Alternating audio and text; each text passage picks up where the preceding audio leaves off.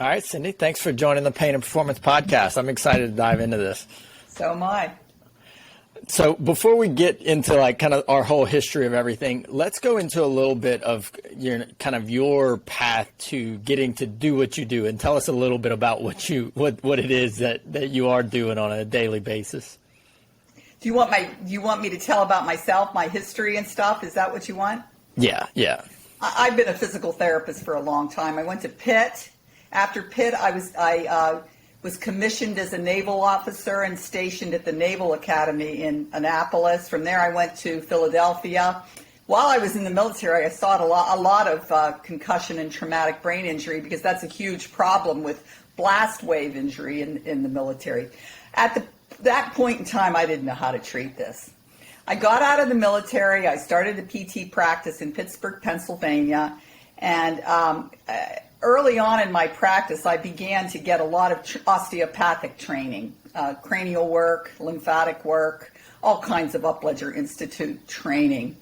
And so I started to get a lot of concussion patients that nobody was helping. But I could only help some of them. There was still something missing. I ended up I took Luigi Stecco and Warren Hammer's fascial manipulation training, and while I was at the training out west, I met a chiropractor from Oregon who, when he found out that I was a concussion specialist, we had a vestibular service in my clinic, he said, "You got to learn this technique, nasal specific, I call it nasal release technique." And I said, okay, I'd love to. Went back to Pennsylvania, could find no one that did the procedure. So I contacted a guy in California. I went out and had the procedure done on myself. This was 10 years ago. And after the procedure, I was amazed at how well this helped my sinus issues.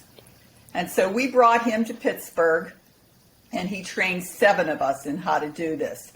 I began using it standardly in my concussion practice, and I was completely amazed at how well this procedure works for post-concussion syndrome. So that's where it goes. I sold my practice then, and now I devote my time to seeing patients privately and teaching. So that's how I met you, Derrick. Yeah. And it was kind of a similar thing. I was speaking at a course and talking with someone about headaches, and the procedure got brought up, and some people call it nasal release technique. Some people call it endonasal balloon. In essence, what it is you're using a balloon to go in through the nasal cavities to adjust the joints throughout the skull and the face. Yeah, I've got my fun for those of you who are just listening. So we use this to show our patients kind of how all the joints interrelate, and then we'll actually open up the skull. So what we're looking at, if you're just listening to this, is kind of a split of a skull and how all the nasal cavities are actually surrounded by the joints that go in through your face, out to your ears, that go all the way up into the skull. And those are joints that move. Those are joints that are sutured, but they're supposed to flex and give and actually function well. And if they're not, that can create a whole host of problems. So it's amazing that we both kind of ended up seeking out the technique, because you start finding there's an issue that we're not able to address if we're not getting to those areas.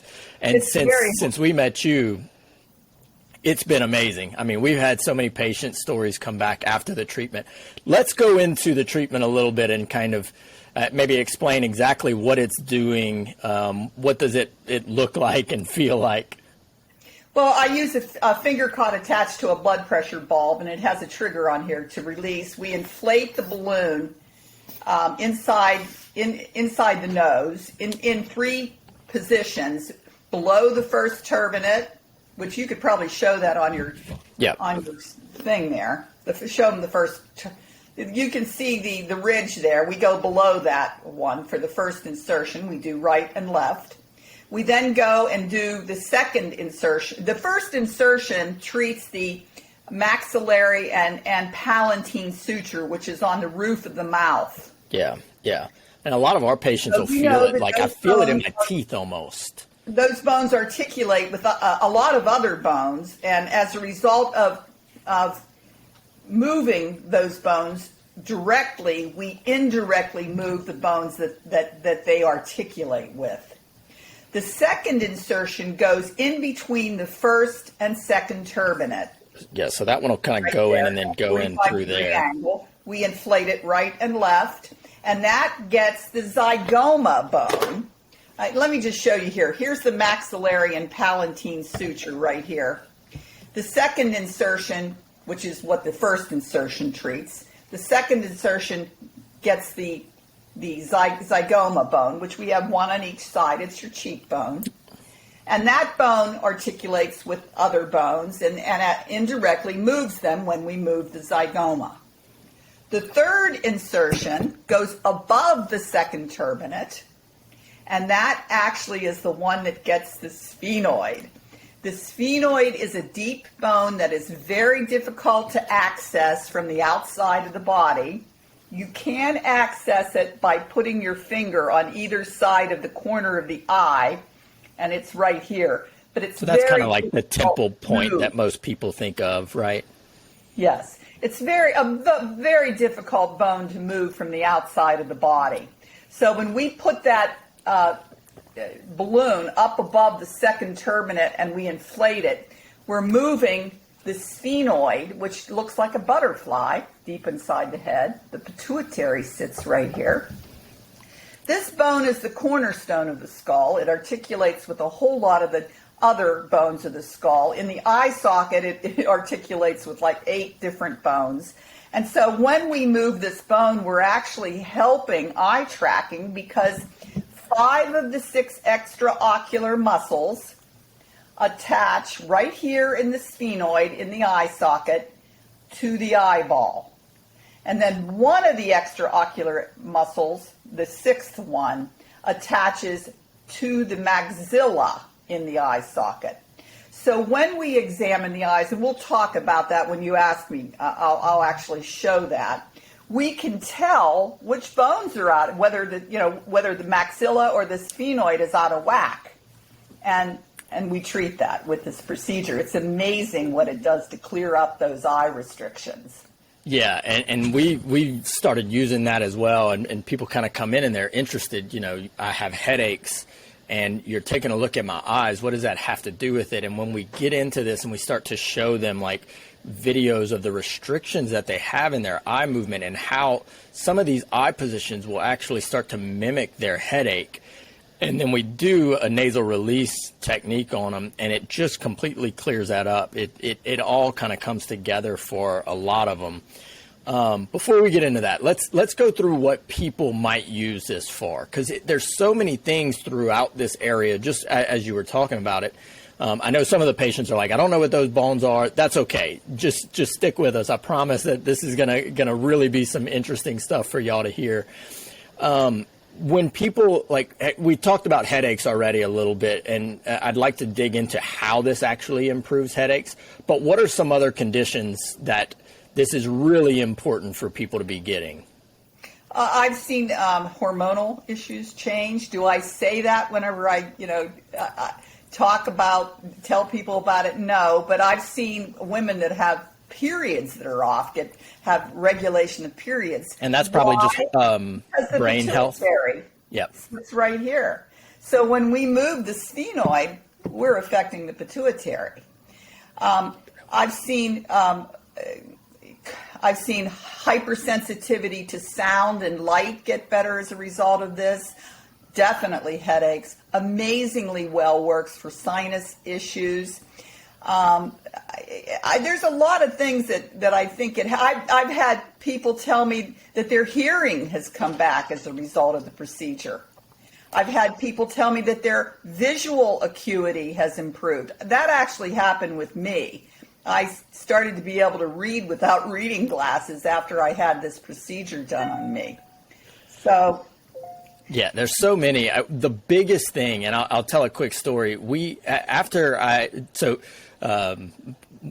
trained my office in performing this technique, and after, of course, we were all doing it on each other. And one of my first patients was a retired firefighter, and she had been having tinnitus, severe tinnitus, for quite a while.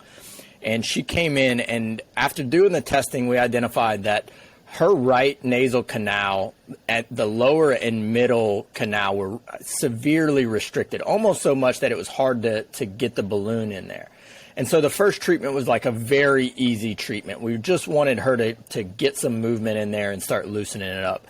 And when she came in for her second nasal release treatment, she got cavitations. You know, the joints moved to the point where she actually felt the cavitation inside her skull. And over the next 24 hours, what she described was a clearing of mucus and kind of like pus and like these dark bits of tissue that she had been rinsing her nose for years, really, and had no effect. And after she did that, she called us like 2 or 3 days later. Admittedly, after her first one, when she got the cavitation, she was a little, is that supposed to happen? What's going on here? She called our office and she was like, 2 things. Like, I've been draining for all this time. I have not had ringing in my ears for 24 hours, and it's the first time in 7 years that that's happened. And number 2, I've had the best 2 nights of sleep that I've had in 7 years. And that was one of those, you know, you can read the research, you can look this up, you can check all the structures and see all the nerves. But when you get someone who's had nothing change their symptoms, and so you're not going to get lucky and have a placebo effect, there's not going to be any of that. You did something that changed the structure and the nervous system right there, that reduced the pressure on the nerves, that down-regulated the response of the brain, and they have no tinnitus after that. I was like, we're diving deeper into this. So that was our big push point. Well, I have to tell you about myself. You know, after I had this procedure done on myself, I'm a big golfer, so when I go out on the golf course, I get in all of these toxins from what they spray on the grass come at you, and my nose starts to run and my eyes water. And anyway, that is supposed to happen. That's not allowing those toxins to get in your body. When I was stuffed up and I couldn't, circulate fluid real well through my sinuses, I had problems. I mean, I had a lot of problems. And the other thing is that, when you blow your nose, you get colored stuff come out. I hate to use the word, you know what I mean, boogers, but they come out colored. After you have this procedure, it's not. It comes out clear.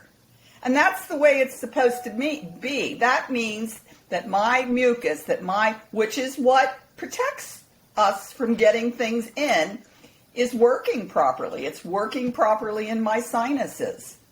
I've also had patients who, after I've done it on them, they can actually taste anesthesia that they've had. So, yeah, it makes you wonder how much of that stuff in your sinuses.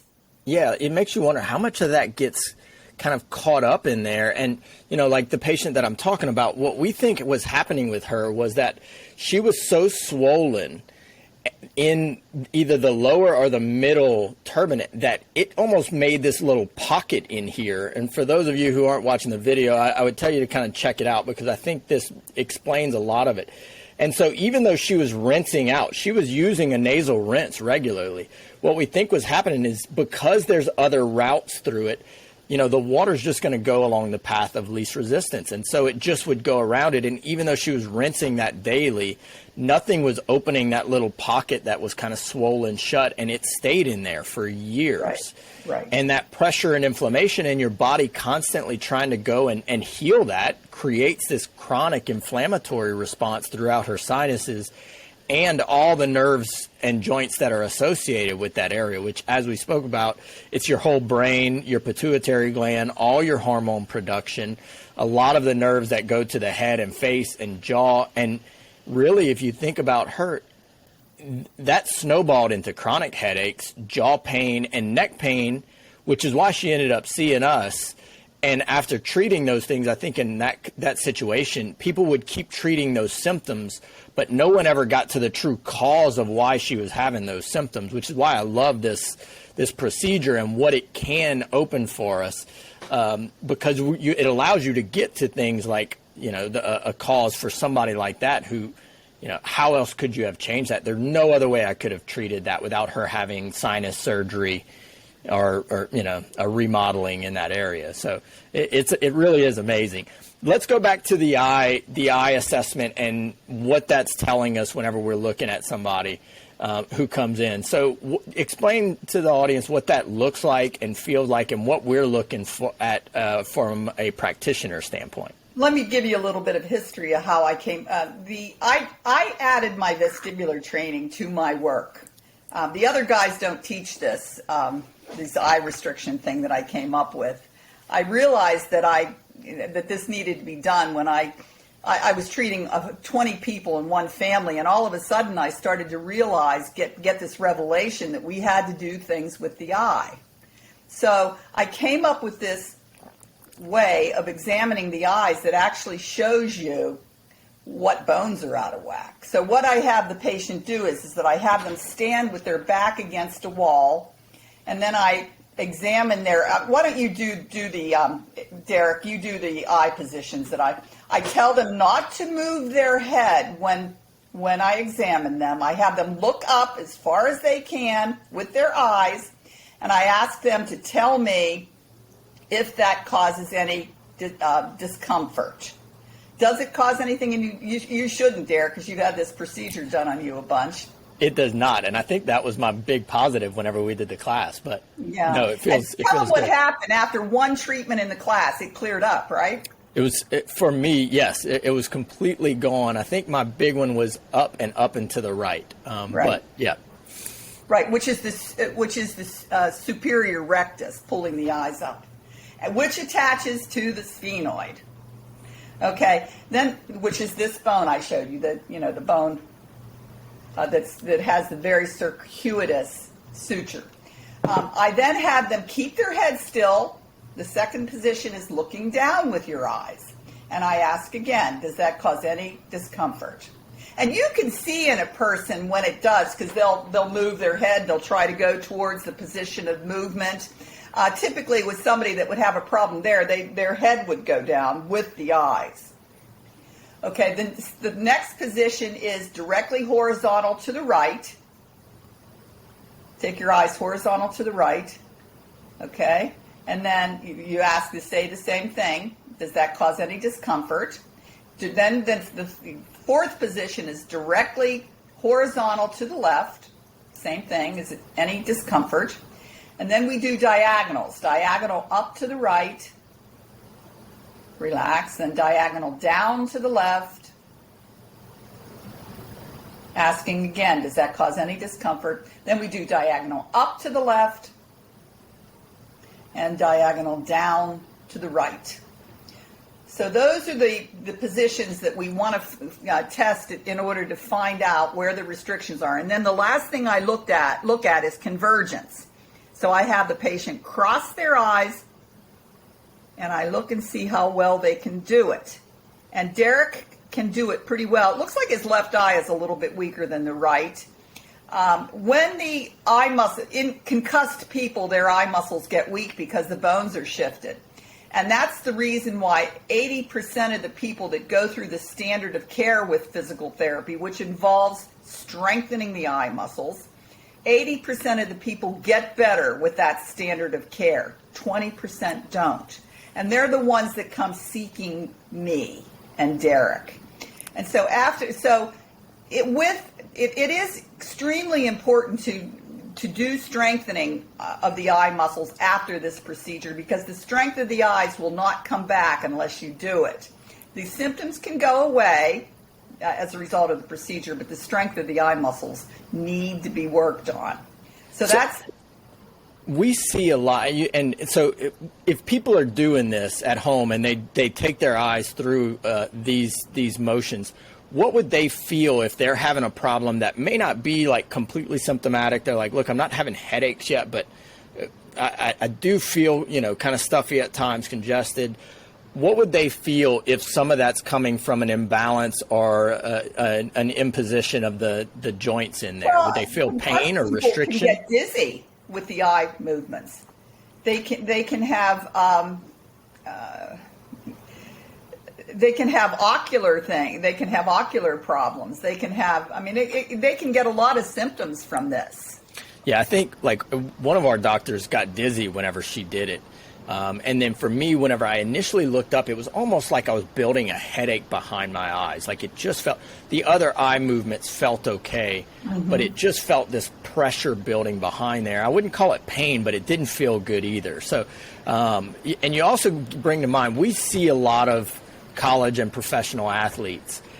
And I wonder if for them, if like going into a season, you know, we talk about concussions with fighters and football players, if they did some of this almost like preventatively, it would have an improvement. I know after concussion, I'd love to hear your thoughts on how we should address post-concussion syndromes, but I wonder if there's some sort of like preventative improvement if we were giving this to some of these athletes like leading into a season, especially if they've had a history of concussions.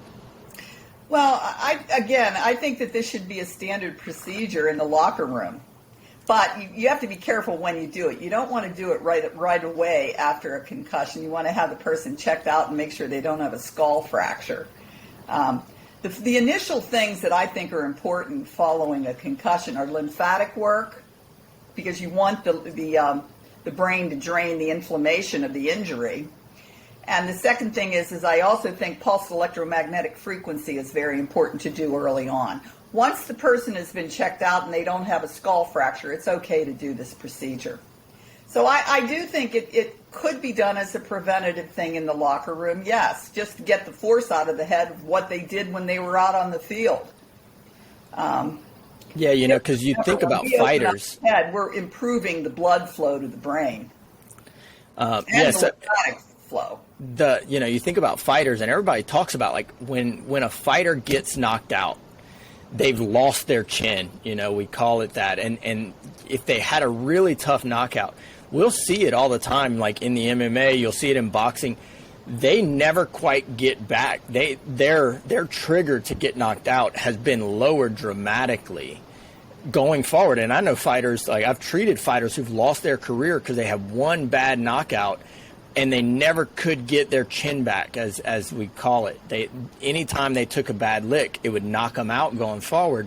And, when we get hit and it knocks us out, that's our brain's protection response. Well, if these joints and structures are not in a good position where the brain feels protected and healthy, it makes a lot of sense that trigger to knock you out would come way, way down, Well, you have to remember, Derrick, that the first injury to the head is birth. If you're a vaginal birth, you've had your head munched coming out of the birth canal. And then we have bumps and bruises as toddlers on our head, all the time. And then throughout our life, the same thing happens. So everybody, typically, there are very few people that you examine that will not have some of the eye positions restricted. So this is a real common thing. It doesn't mean they're going to have headaches or they're going to have vestibular problems. It just means that not everything's sitting in the right spot. And as you said, like improving lymphatics and blood flow to the brain, a lot of the early people that we were treating with it as practitioners, it was out of practice. So half of these are like family and friends, and a lot of so they didn't have symptoms. And so a lot of the response that we were getting from them was like, I just felt clear. I felt mentally clear. I felt like I could focus better. I felt like I was thinking clearer for, some period of time after. Some of them said it sustained. Some of them said a week or two. I just felt really, really clear.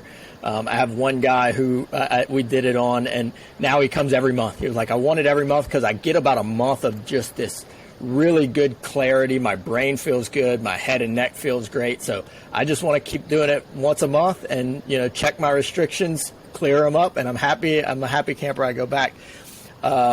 But let's go back to kind of when we're looking at the eye movements. Yeah, I want to go back to the full exam. I didn't finish the full exam. So after we look at the eye movements, I then add the neck to it.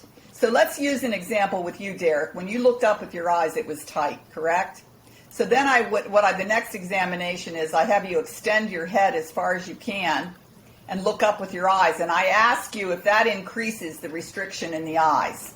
And typically some of these movements will increase the restriction.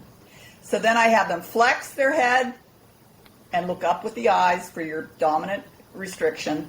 then come back to neutral. You do all the movements. A right rotation, looking up with your eyes, left rotation, looking up with your eyes, and then side bending, look each direction. And then we identify which neck movements are increasing the eye restriction. And then the last thing we do is we look at jaw. So I have you extend your head. I have you, let's say the extension was the positive movement that increased the eye restriction. I have you extend your head, look up with your eyes, open your mouth up, and I ask you, does that increase the eye restriction? You say yes or no. And then I do it with a clenched jaw. So then I mark down, I know what increases the eye restriction, and I re-examine that after I do the procedure. And so we're looking for which of all the eye movements is the most difficult for somebody. So if somebody's listening to this, go through all the eye movements and make a note. Looking up was my hardest. And then we go through and we're doing all of the neck positions, and which neck position makes my hardest eye position even harder or even more uncomfortable. And then once we find the neck position that created the most discomfort, does opening or closing the jaw with that and the eye movement make it the most difficult. So that all builds this picture of what's going on inside. You have to remember that the fascia is continuous. It goes, from head to toe. And when you have a glitch in one part of that fascia, it affects the whole body, believe it or not. And the fascia holds memory, which is why when we as PTs, we put our hands on people, they start to tell us a lot of stuff. Well, and it's one of the things before we started recording, I was telling you that we were working with a wonderful dentist, Dr. Stephen Olmos, who teaches motor nerve reflex, and we were talking to him about patients with very specific problems throughout their whole body, and what he started to find was that restrictions in this area, in the jaw, in the nasal cavity, throughout the skull, would actually start to create compensations throughout the body, and people would have these problems that we're talking about, and it would actually be manifesting, or what they would feel would be back pain or shoulder pain. And that was the compensation to this problem. So, we're not breathing real well. We're not getting good joint mobility in the nasal cavities and throughout the skull. And that causes us to try and improve our breathing. And so we start to compensate. We start to get that forward head posture. We start to kind of really use these accessory muscles to breathe better. And whenever we end up in that starts to put pressure on the nerves in the neck, and that starts to create compensations throughout where those nerves are running. So down through the body, through the shoulder. So it's not just that somebody would have a headache with this. What we found was this can be the initiating factor that causes a compensation that your body actually recognizes somewhere else. So as shoulder pain or back pain or rib pain. And we can treat those symptoms, but until we actually improve our ability to breathe and to be balanced upright and to move our eyes through the full range of motion, we're not going to be truly healthy. Mm-hmm. Yes. I had a little problem with my camera there. Let's see. I'll get them to edit all this out. Let's pull one of them out if you can. How do I do get that? An echo.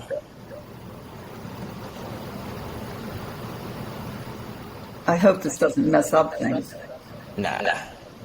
I can't seem to get rid of this one. How do I get rid of the second? Let's see. How can I do that? I have a thing where it says leave, but I think I'll leave the whole thing if I go on that. Let's try that and then maybe just have you pop back in. I have this marked, so they'll edit this out. Oh, there you go. Okay. Still got you? You still have me? Yep, I still got you. Okay, now how do I... Recording uploaded. Done.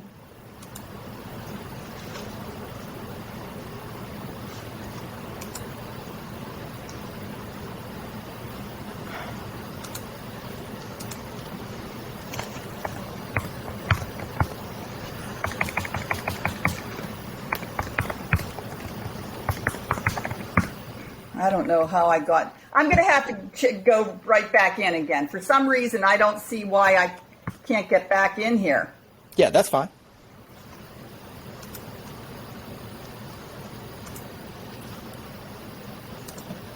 Okay.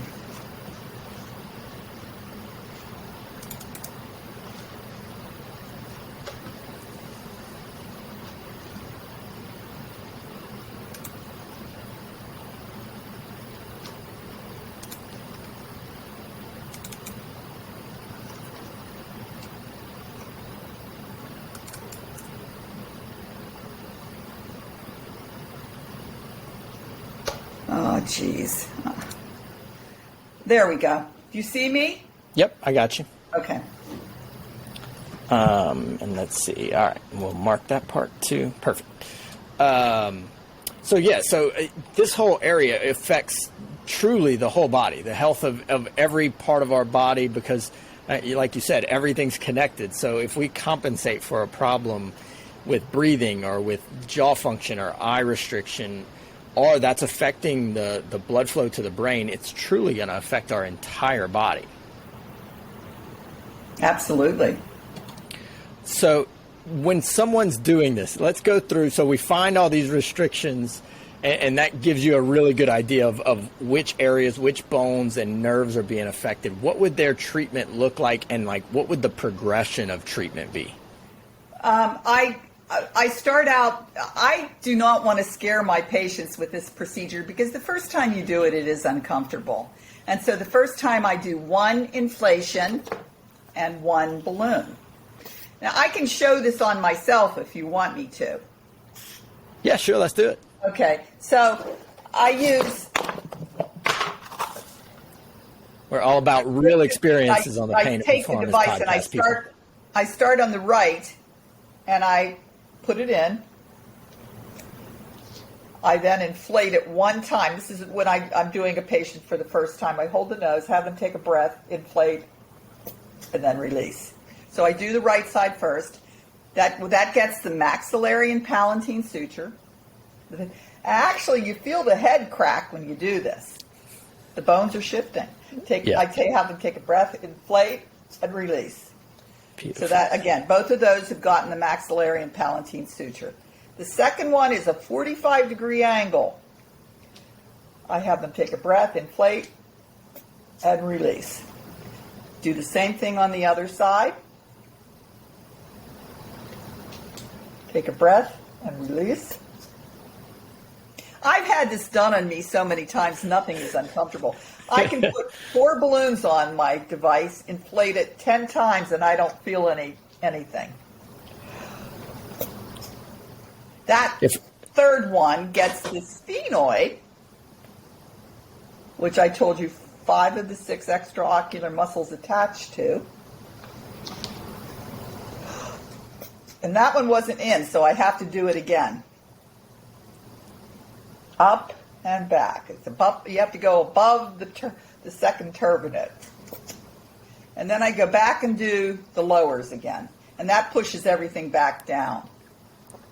And that's the one we find when we do that for people. They're like, it's like this rush of oxygen. I get such a good deep breath after that. It feels like it just clears all the airway out whenever we go back and do the bottom insertion of your nasal cavity, going in where all that air initially rushes in. Everybody's like, oh my gosh, I feel amazing. I feel like you opened up oxygen into my brain. Yes. Well, you are. You're increasing the ability of the body to take in more oxygen if you don't have any blockage. And so after that first kind of... Right. So after that first kind of full progression of treatment, what's the follow-ups look like? What do they expect to feel? Okay. The first time I do it, typically in people, it does not go down into the throat, the nasopharynx, and we want it to go down there because that's really what pushes that palatine bone back into position. I do it the second time. If it hasn't gone down into the nasopharynx in all the positions the first time, I then do it the second time with 1 balloon and 2 inflations. And typically it will start to move down with that. If it doesn't go down the throat in all the positions, the next time the patient comes in, I do 1 balloon, 3 inflations. And almost always it then has moved down in all the positions. So the next time, which would be the 4th time they come in, I put a 2nd balloon on over I have 2 balloons on the device, which adds more pressure. I then do all 8 insertions, and I never back down on the amount of inflations. So that time I do 4 inflations with 2 balloons. So once you go up in pressure, which is where the inflation, yes, we always kind of stay right there. It's almost like if you were doing a stretch. As you stretch that muscle, you don't want to lighten the stretch up, so to speak. Right. And so with that, the 5th time they come in, if it hasn't moved down in any of them, I do 5 inflations. And typically after 5 or 6, the 2nd balloon it'll start to move down. And then after that, once you're putting 3 and 4 balloons on, you just stretch. You just hold it, inflate it, and stretch. Some of the fun things. Typically after 5 treatments, sometimes more, the patient will have significantly good results. They will have reduction of headaches. They will have some of their post-concussion syndrome things lessen. I just had a patient contact me. She was in a study that I did in Acton, Massachusetts a year ago, and she had this amazing story about how after I treated her, we treated our subjects 3 days in a row, twice a day, and she said she saw improvement over a matter of 6 months.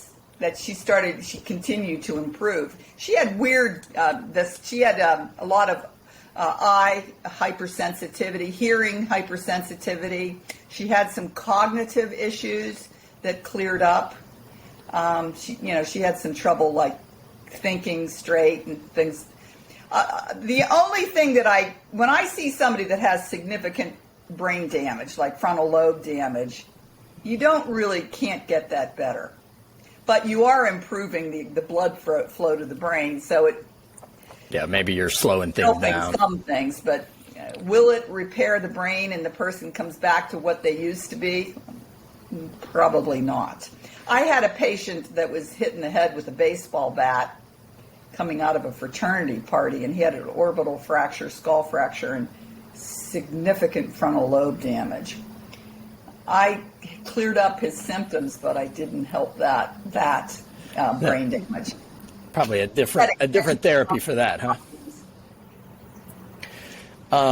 Yeah, I'll tell you another quick kind of anecdote. So we had a patient who had a head-on collision and was having lots of breathing issues, started having nerve symptoms into her arms, and we started doing these releases on her. We were doing this in conjunction with some full needling to treat the neck and the nerves there, and some joint work throughout the upper neck because she was getting a lot of these cervicogenic headaches. But she would come in and we would do NRT, nasal release on her, and then she would go straight into cryotherapy, whole body cryotherapy. And she would actually breathe in for about the first minute that minus 250 degree air and get that cold response to kind of reduce the inflammation throughout the head. And then she would go and do PEMF and go do pulse electromagnetic field therapy, which is a vascular therapy. For those of you listening, you can go to derrickhines.com/PEMF. We've got quite a few posts on it. But and as soon as we started doing that, like you said, 3 sessions of doing the release followed by cryotherapy and PEMF, the headaches had completely resolved. And this is someone who, after hands-on treatment to the upper neck, hands-on treatment to the nerves, cleared all of those things up. But the crazier part was when we started checking her for disc bulges, it cleared up all of the symptoms behind that. And I thought that was interesting. And recently, as I've seen more and more of these, one of the case studies that I saw that I want to bring back to our research talk that we were talking about before we started recording, was a study where a gentleman had his sinuses remodeled. Now, they did this with a little device, but they went in and kind of heated up the cartilage and kind of remodeled that. And they did a pre-MRI and a post-MRI a week apart. And what they found was that just improving the ability to breathe and the structure of the sinuses, that the alignment of his cervical spine changed on MRI in 1 week. And when the researchers dug into that, what they thought was happening was all the accessory muscles and all the compensation positioning that he was having to get in to breathe was causing a lot of the disc bulges in his neck. He had all of these confirmed on an MRI. Post MRI, it's all gone. And so we were talking about how do we research this better? To me, that's number one. That's what I want to see, and what I want to do is have somebody with some of these confirmed disc bulges, and we improve the structure of the skull and the ability to get that blood flow in and that air in there, which improves the jaw, all the muscles across that, and then do these post MRIs and what cases change. It won't be a perfect fix where all of them do, but there's definitely going to be these cases where we see that resolve. So it's really exciting to me. You were talking about some of the research y'all are trying to get done. Let's talk about that a little bit. Well, yeah, I just, something wonderful just happened to me. I was in Chautauqua, and I was renting from a woman who's an autism specialist. And she's written several books that she's had collaborations with other people that are autism, where they would write their chapter and put it in her book. So when I was reading this book, she was talking about how autistic kids have significant eye tracking problems. And so I decided to call her up and find out if she could help me with what I'm doing. I'd love to look at an autistic kid and treat him and see if I can help him with his eye tracking. So she said, Sin, I'm not working any longer, but I can hook you up with somebody that is.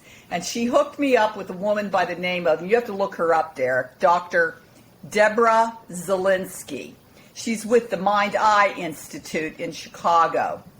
She's probably one of the leading neurologic optometrists in the country.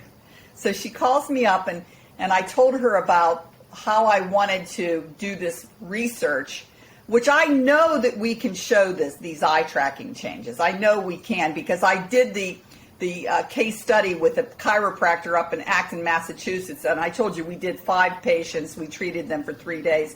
All of them, their eye tracking changed. So I said to her, I would like to do this. And she said, well, I will lend you my equipment, and her testing equipment is called Right Eye. Are you familiar with that, Derrick? I'm not. Well, you're just going to have to go out and spend $30,000 and get this unit. So anyway, this unit is amazing.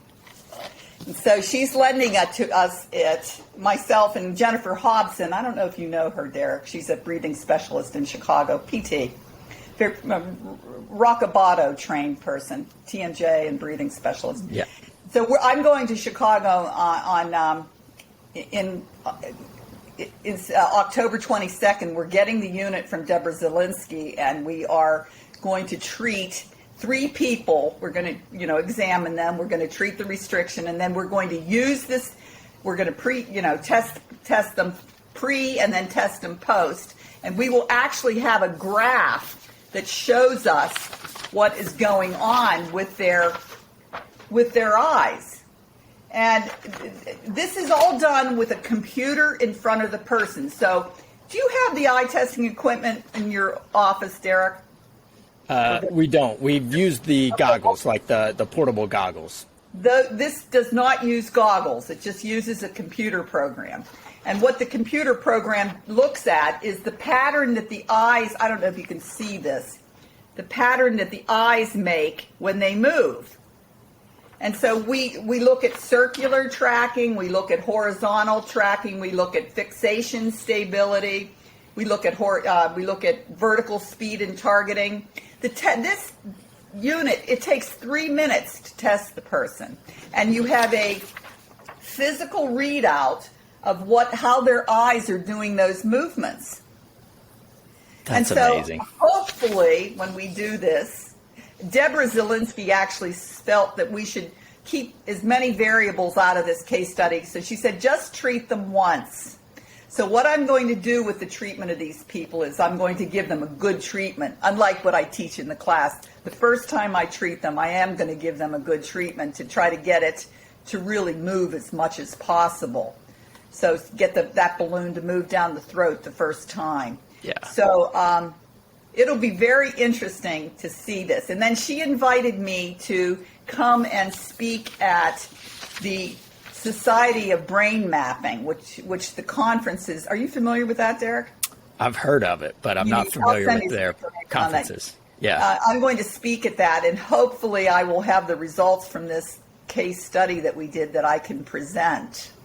You know, the changes that occurred with the tracking that we saw with I love it. The program. We'll have to do a round 2 when that comes out. I'm sorry? I said we'll have to do a round 2 when that comes out. Yes.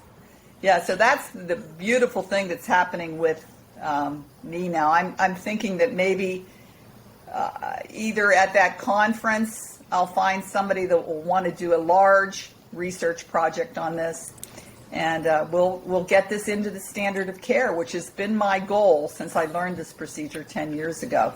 We need to do more for these patients. 20% of them shouldn't be leaving and not from our treatment program and not be better.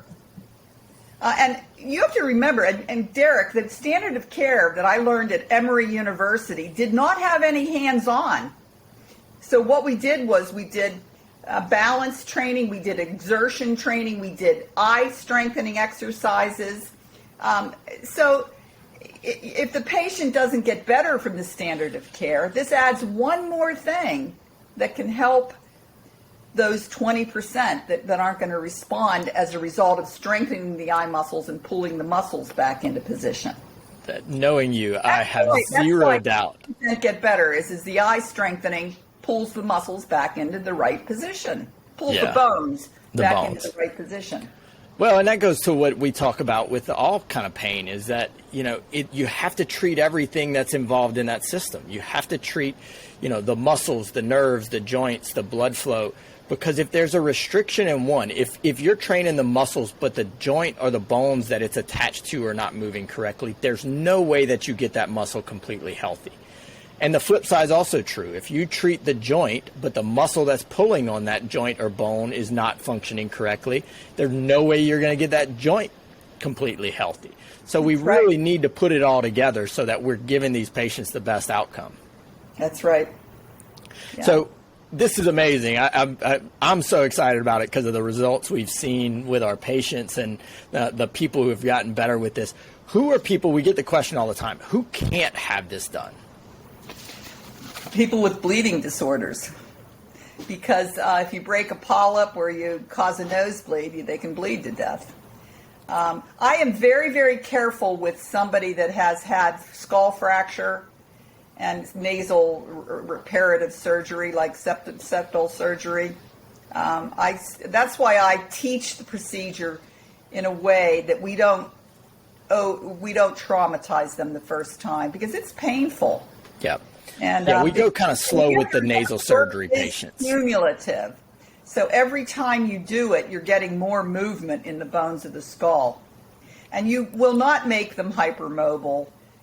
We're just opening up the places that have been jammed by the injury, and we're putting the bones back into the right alignment. You know, the cranial sutures are very circuitous. And here, I'm going to just get my skull bone here.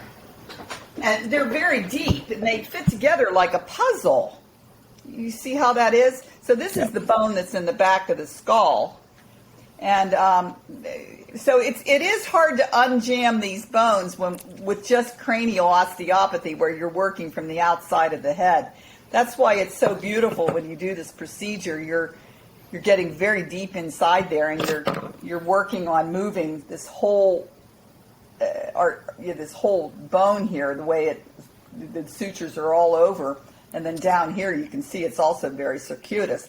And you can see there's a lot of vasculature that comes out of these holes that are here. So you're affecting not only the blood flow, but you're also affecting the flow of information to the cranial nerves.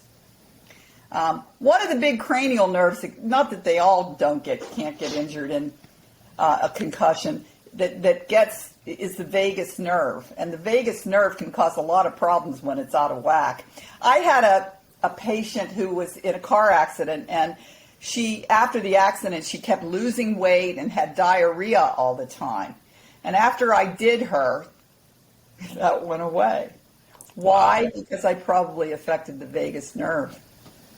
I love it. Yeah, when you tell somebody that a procedure can help with headaches, facial pain, post-concussion, vertigo, snoring, and sinus issues, we've seen balance improve, jaw pain, smell, sinusitis, neck pain, tinnitus. People are like, that's too much. Like, it can't help all those things.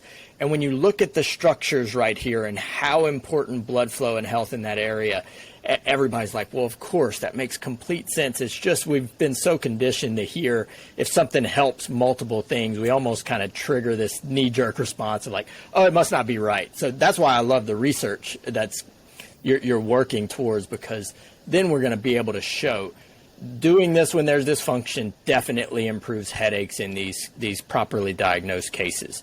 In people who have balance issues or post-concussion, we definitely see these changes. We all see it in the clinic, but you always want to kind of layer that with the science.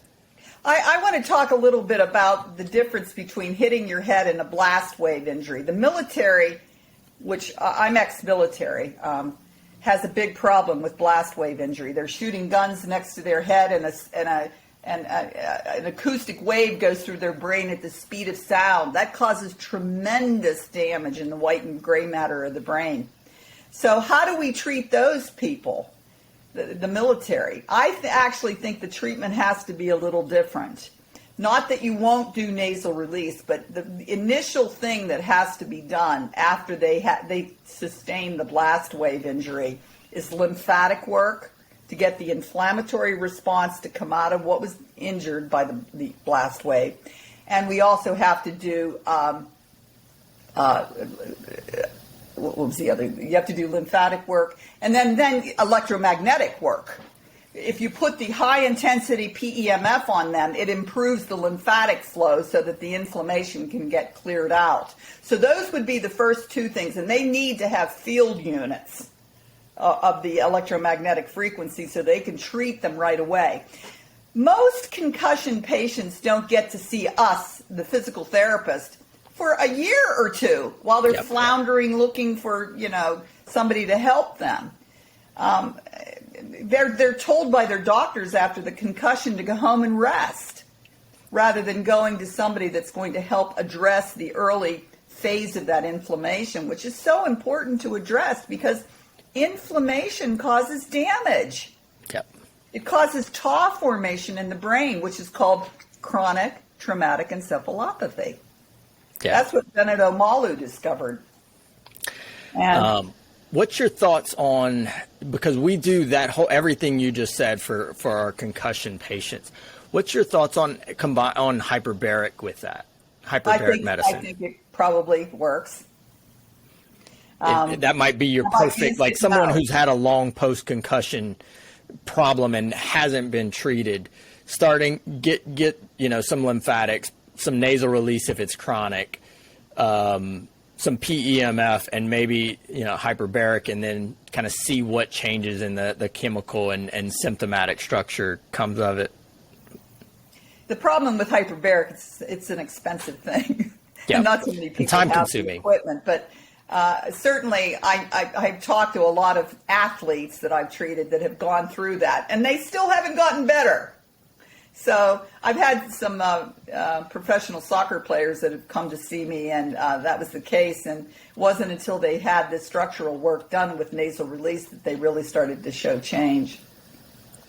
I love it. I love it. Cindy, this is so much information. Like I said, we'll have to definitely do a round two as we start getting some of this research out there, because I really want to see, at least from a structural standpoint, because that's what we see, and certainly follow that up with a symptomatic standpoint. What else would you leave the audience with? What final thoughts do you have for them? Don't wait. If you hit your head, don't wait to get treatment. Go, and insist that you get to see somebody that knows how to do structural work for it. So if somebody's looking for nasal release, is there a resource that they can go to find practitioners? My website lists the people that I know of that are doing the procedure, which aren't too many. I mean, as I said, after I had the procedure done on myself in California, I came back to Pennsylvania and nobody was doing it. So there are very few people that do this procedure. What's the website that we can send them to? We'll link to all this at DerrickHines.com. My website is conquerconcussion.com, and you can go on my website and see a video of me doing the procedure on someone and explaining it. And it also lists the other things. I believe that every concussion practitioner not only needs to learn nasal release technique, but they need to have craniosacral skills, osteopathic skills, lymphatic skills, and then obviously myofascial release skills, because you're dealing with trying to get the things that have been jammed to move again, and you got to work on all the things that are jammed. I love it. I love it. This has been such a huge help for our patients, and thank you so much for what you do and getting the word out and teaching practitioners, because I agree, there's not enough doing it. We have people that are flying in and traveling in to get this stuff done because they just can't find it, which, I tell everybody, I'm like, look, the little boost that you get in your own kind of, bravado fades so quickly when you see somebody who needs access to care.